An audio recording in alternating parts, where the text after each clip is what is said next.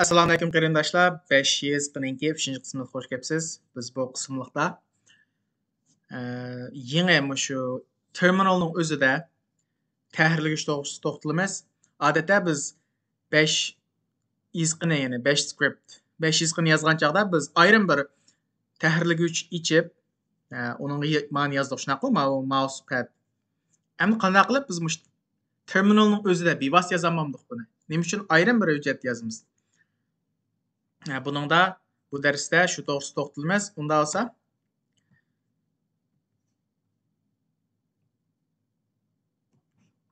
bu terminalniki, Linux'ning terminaldimi yoki MacBook olamdi, o'zida nano deb yadrosida o'zining tahrirlaguchi bor. Buni nanoning qaysi nusxada qashlanganligini tepish uchun nano version deb yazsak, version degan nusxasi degan gap. Masalan, meniki 5.4 qashlanibdi, o'zingizga ko'rib baqsangiz bo'ldi qaysi nusxa qashlanganligini. Ondan buni nano deblam nano yoziblam interni bassak, biz kiramiz bu tahrirlaguchiga. Bu xuddi mana shu mousepadga o'xshash, bu bir terminalning o'zida, terminalning tahrirlaguchi. Buning biz xohlagancha qat yoza olamiz. Masalan 5 qo'shilgan 5 degandek-ku. Buni endi biz bevosita 5 scriptni shunda yozsak bo'ldi. Astga qaraydigan bo'lsak, mana salkam aytay. Menda buyruqlar bor. Ma ustidagi o'qiya belgisi mana control demakchi. Control G help, Control X exit, write out, read. Mushammisi buyruqlarni ko'p ishlatadigan, ammo biz o'zimizga foydali deganim ko'p ishlatadiganlarni o'rganib o'tib ketamiz. Unda esa masalan buni xohlagancha yozdik shunaqa.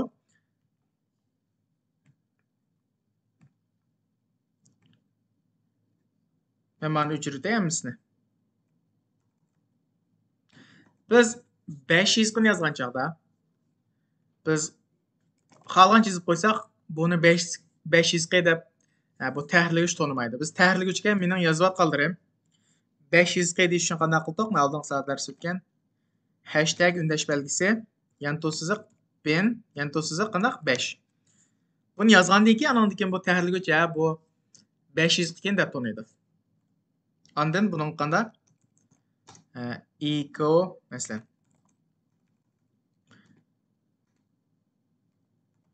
Salam dunyo deb yozamiz. Buni endi masalan cut bar, paste bar, kesish va choplash. Masalan, men mana qanday choplayman deganda. Manda mousedan bevosita olsak bo'ldi yoki stil belgilarga o'ng so'lga ustiga ostiga deganda. Shuningdan masalan mana birinchisini Shift'ni bosib turib, o'ng taraf stilkasini bossak tanlab mangadi. Birdan. Buni qanday? Mana cutni kesib choplashni Control K ni bossak, bu kesib oladini Control K ilaverdi. Shunaqa? Jane olmadik chunki. Endi buni yana qayta yozmoqchi bo'lsak-chi, Control U chopladi. Shunaqa? Endi biz buni K'ni yandirish, masalan, bo'ldi men choplamay K'ni yandirma degani qanday qildik? Altni bosib turib U'ni bossak bo'ldi. K'ni geliqi Control Z bag'i odat ko'pincha K'ni yandirish degandek. Altni bosib U'ni bosamiz. Endi masalan mana men bosdim. Buningga saqlamoqchi bo'lsam qanday? Masalan buningdan Control X ni bossam yerdiki. Exit bar yenib chiqish. Save modify buffer deydi. Buni saqlamsiz deydi.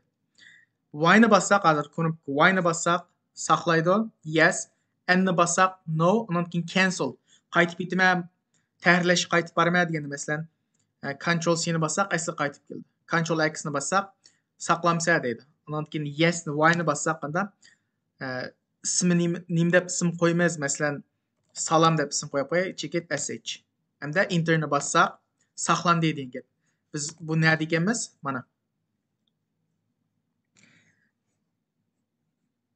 Mana biz dastlabni ochiq qurmadik. Şuna ama ls-ni bassaq nə qurğanlığımızı göstərib turdu. Biz salam sh-ni şunaqa. Endi salam sh-ni mən icra qılıb baxay. Məsələn 5 salam sh. Ana salam dünya deb çıxıb bədi. Şunaqa. Onda olsa, məsələn, bu desktopның özüge yazmaq olsa qana qılmız? st desktop. Hazır biz desktopның özüdə ls-ni bassaq, birinci bsh salam text var ki, şunaqa. Hazır mən nanonu bisib desktopның özüdə açdım. Məsələn,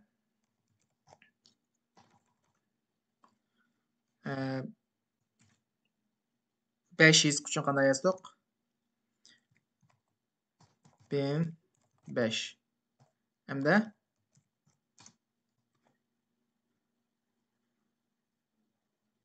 mən 5 yazıqı ügünü vatmən. Ctrl X-ni bassaq, saxlamsız deydi ismini qanda. Ügən deb qoyay.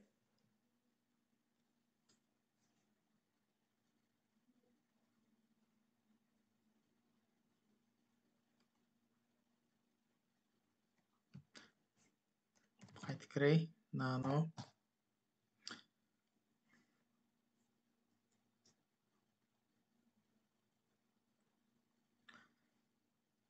Hashtag 5 belgisi 1005.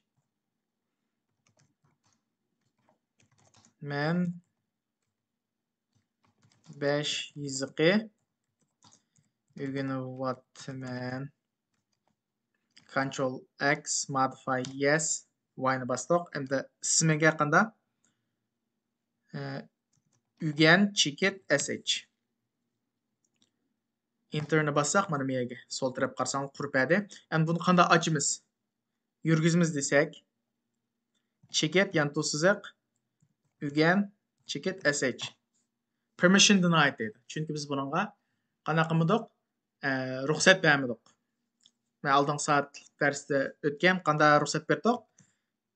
chmod plus x icra qilishqa. Ügən chekit sh. Ruxsat verdik, hem de chekit yantu ügən chekit sh.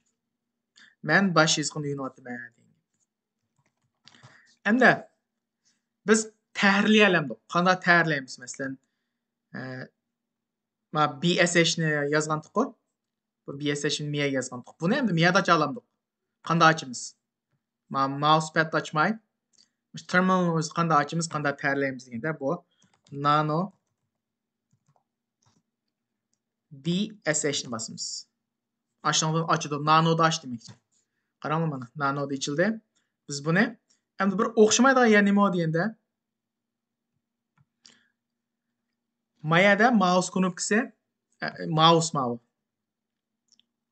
Önümlük işletememiz. Bunu qanda stirlik belgisi işleydi. Mana astığa üstüge knopka taqsız stirlik belgisi bilen işleteleyimiz. Mesela what is your name? Name ne? Sim deb özgertey. Ben təhrlədim mana. Bunun qanda isim. What is your name diyen ne? Ya olmasa.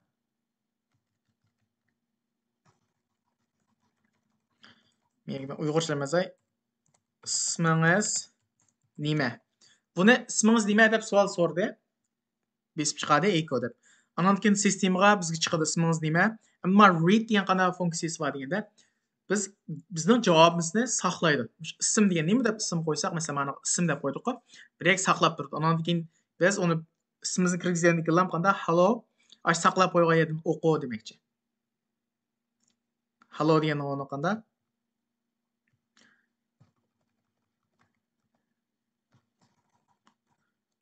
salam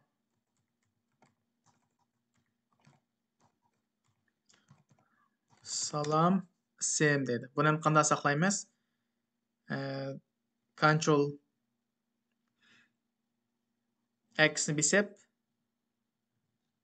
yes ismini o'zgartmaymiz, enterni besaveramiz. saqlandı. Endi buni yurgizmoqchi bo'lsak qanda, asl yurgizish tayyorlashdan burun inglizcha vataq what is your name deb. Hem tayyorlagandan keyin qanda uyg'urcha latincha harfi chiqadi. Buni yurgizsak yoki 5 ni yoki bo'lmasa qanda cheket yan to'siziq bilan ijro qilsak bo'ldi. Ismingiz nima? Paltaxon. Salom Paltaxon. Nanodan o'zgartiramiz. Endi biz cho'qim nanoni o'zingizning tanlashiga bog'liq. Qaysi yoqda bo'lsangiz shuni ishlasangiz bo'ldi. Ayrim miyaga buni ichib reload ma'ni men o'zgartgandan keyin qanda reload o'zgartdim. Men ayrim bir tahrirlashga yozib tursangiz bo'ladi yoki ma'nodan yozsangiz bo'ladi. Odatda men tahrirlashdan sal qulayroq. Ko'pincha odam ayrim tahrirlash yozdi kodni ijro qilish uchun. Bugungi darsimizning shakcha ko'proq mashq qilamiz.